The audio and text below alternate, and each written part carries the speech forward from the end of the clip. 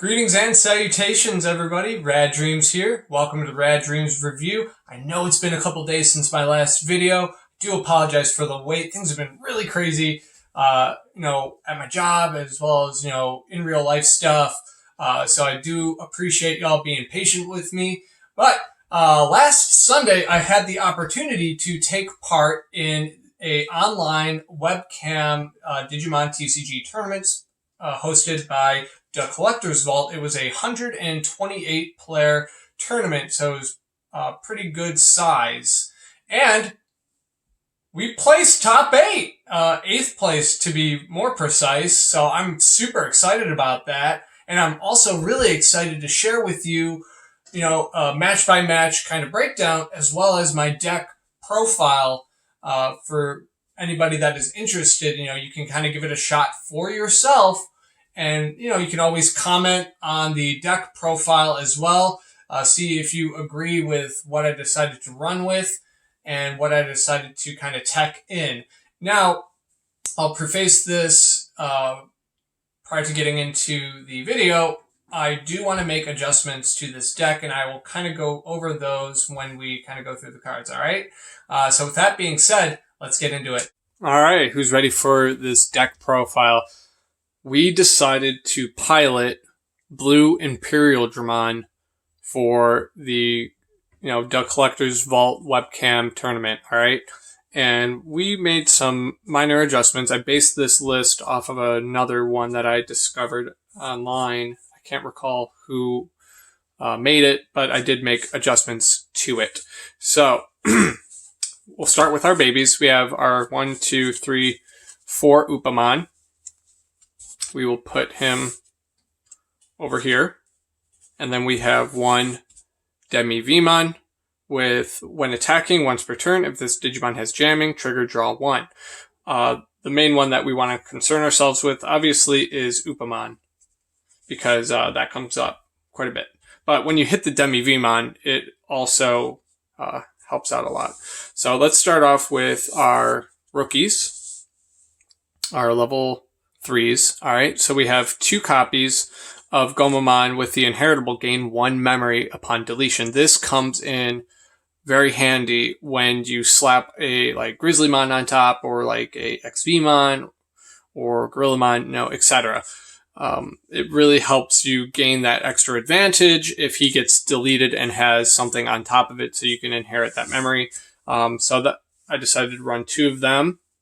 Then we have 2 vanillas of Gomamon for 2 cost. We'll get into him next, actually. Then we have 2 more vanillas of Elecmon. We want to run 4 in terms of the ratio with the vanillas. I found that to be most beneficial, especially when you want to kind of choke your opponent with the memory game. If they have a tamer in play, then, it's not really too useful, but prior to that point, it comes in very handy, and they're cheap, so that works. We got 4 copies of this Vemon, which has the inheritable of once per turn. When this Digimon becomes unsuspended during your main phase, trigger draw 1. This comes up very often because we run 4 of him. We have a good draw engine with that. Comes in handy when you have a Imperialdramon on top of him. Next, we have 4 copies of this Vemon, but with jamming. He is one of the MVPs of the deck. Obviously, his just being a rookie with jamming is just insane value. He's arguably the best rookie in the game right now, at least in my opinion. So super solid. I would highly recommend picking him up if you haven't already done so. Then we run 4 copies of XVmon for a champion. He didn't actually come up a lot in terms of his effect. Is when digivolving, unsuspend one of your level 4 or lowers. So typically what you want to do is you want to attack first with your Vemon with jamming. Then if you have enough memory to navigate it, then you want to digivolve your XVmon on top of either this VMon or another rookie to unsuspend him or, another rookie. Ideally, you want to unsuspend VMon with jamming because you want to be able to cheat out 2 attacks with him, right? But I found myself digivolving XVmon on top of this when I didn't really want to. So what I'm thinking about doing is cutting him down to either like 2 or 3 for the ratio, and then substituting him with a more valuable champion. But we'll kind of see and playtest that. Next, we have 3 copies of Gorillamon. I wanted to see more of him, kind of. So I'm thinking that I'm going to cut 1 XVmon for 1 more copy of him, because just that 1 cost evolution is just crucial, especially when you want to speed up into a Imperialdramon, because you want to get to him, fairly quick. So I think that is a solid adjustment. Then we have 4 blockers, Grizzlymon, no more, no less. You want to have 4 blockers in this deck to combat against Rookie Rush and just anything really, because blockers are pretty essential. Then we have our ultimates. We have 4 copies of Imperialdramon. You want to have exactly 4 copies of him in any Imperialdramon deck, because not only does he have jamming, but he has the inheritable of when attacking once per turn, if this Digimon has Imperialdramon in its name, you unsuspend it. So the combo to do with this card is, if you have him out on the field and if you have enough memory, if you have 3 memory, you want to attack security first with him to leave him suspended. Then you Digivolve for 3 into a Imperialdramon to unsuspend him because he has jamming, right? Then you can swing again, then trigger that inheritable, unsuspend, then swing again for a 3rd time with Imperialdramon. It is an insane combo, and a lot of times your opponent doesn't expect it. Next, we have Dinobemon. You want to have at least 3 copies minimum of him in your Imperialdramon deck, because, again, he has piercing and jamming. And when we go into our megas, you'll see why we run 4 of him, because seeing as how this is a Imperialdramon themed deck, when we look at Imperialdramon right here, you can see when one of your Imperialdramon, I hate saying that because I am terrible at pronouncing it, or Dinobemon would digivolve into this card in your hand, you reduce the memory cost of Digivolution by 2. Initially, this is a 5 cost, right? So you reduce that to 3, which is fantastic. He has jamming, and then when Digivolving, you unsuspend all of your Digimon with jamming. Keyword, all. That is just insane value. So you gotta have 4 copies of this bad boy right here. Now, we'll get into our tech cards. Here is Volcanicdramon here. We wanted to run him because I kind of figured Rookie Rush would be the kind of go-to deck for the tournament. And I was right, because I believe it was 4 or 5 of my matches were just straight Rookie Rush. Like, my first match was purple deck. Then my next 4 in a row were Rookie Rush. And luckily I was able to beat them all, in a row, and had a 5-game winning streak before I lost, but we'll get into that. Next we have Puppetmon, insane value card. Ideally I want to run 2 Volcanics and 2 Puppets, and I think I know what to cut. And it's probably going to be these 2 guys. It's Omnimon. We ran 2 of these to Digivolve on top of Imperialdramon, but I found myself never using him. Like, he did not see play at all, really, in the tournament. Like, he came up 1 time, but it was just a case of win more, so I think what I'm going to do is cut those 2 copies for a +1 Volcanicdramon and a +1 Puppetmon, because I just found more value in those cards. Next, we have our option cards. We've got 4 Hammer Sparks. No more, no less. You got to have 4 of these because it is just an insane card, especially if you check it in security.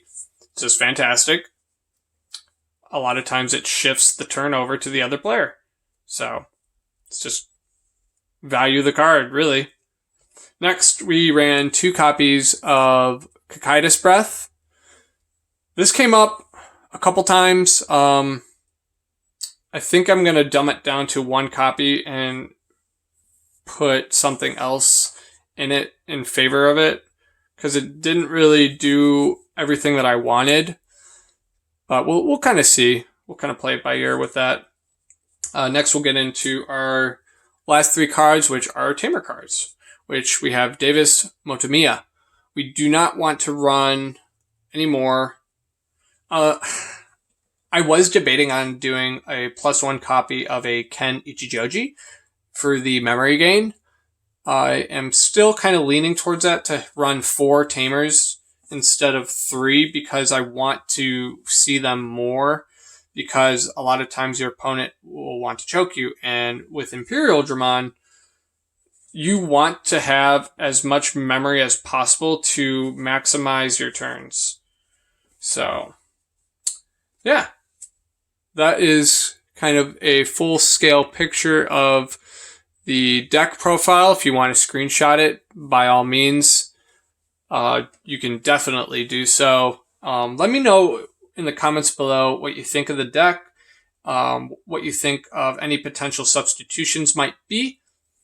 But in general, I had a really fun time piloting this deck, and we will get into the kind of matchups here shortly. Alright, so here is the official tournament results for the Collector's Vault Online Webcam event.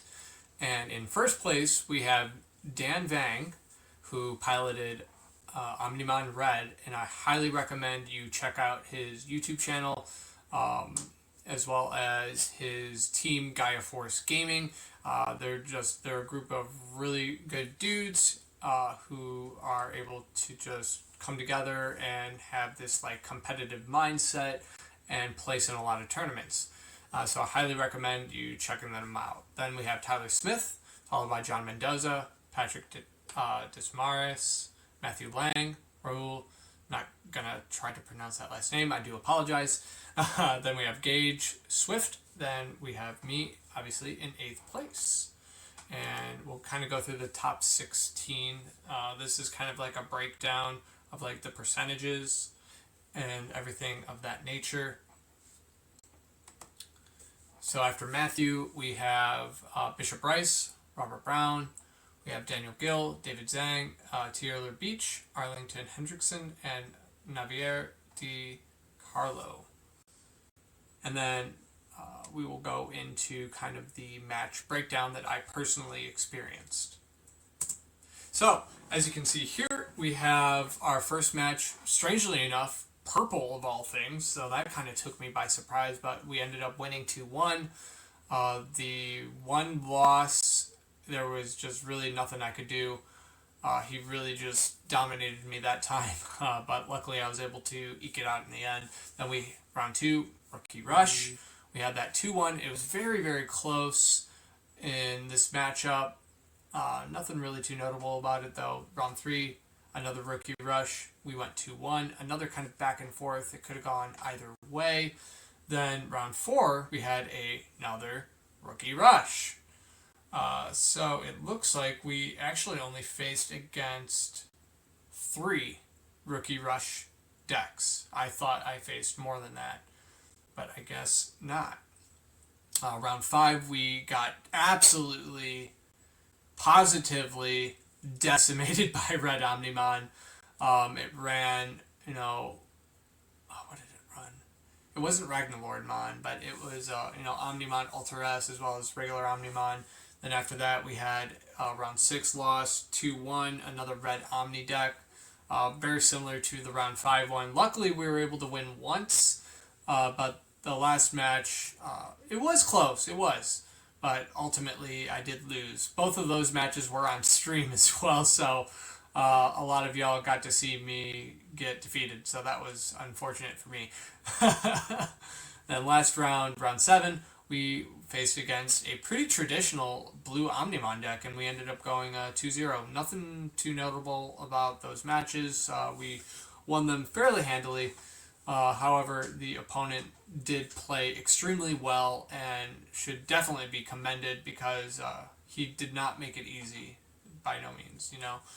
The one thing I do want to mention with the Rookie Rush matchup is that if you play against it with Imperialdramon, you want to try to bait out their Puppetmon, or you want to try to bait out, you know, something that's high costing, so that way you can build up to your Imperialdramon.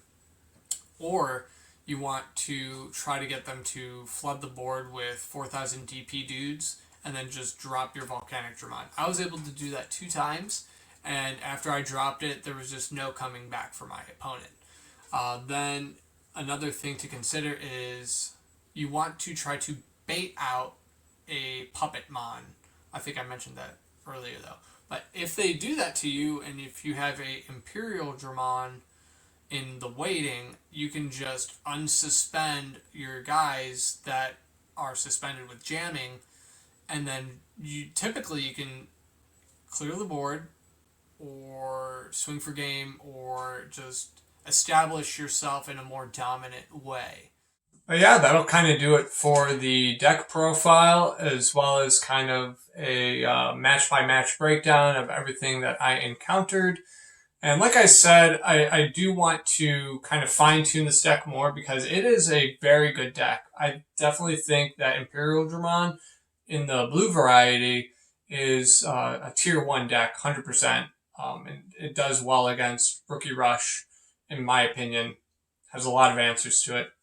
So highly recommend you checking it out. And again, really awesome that I was able to get top 8 with this deck. And thank you again to the Collector's Vault for obviously running the event, doing the prizing for it, and huge thank you to everybody I faced, being awesome to play against, and just making for a really awesome, fun event. I mean, had a really fun time. So with that being said, I hope you guys enjoyed the video. We'll be probably doing another Digimon trading card video here again, probably in a couple days or so. I know I have a video scheduled for upload on Monday, so look forward to that. But with that being said, make sure you like, comment, and subscribe to the channel. And I hope you all stay safe out there. And above all else, I hope you stay rad.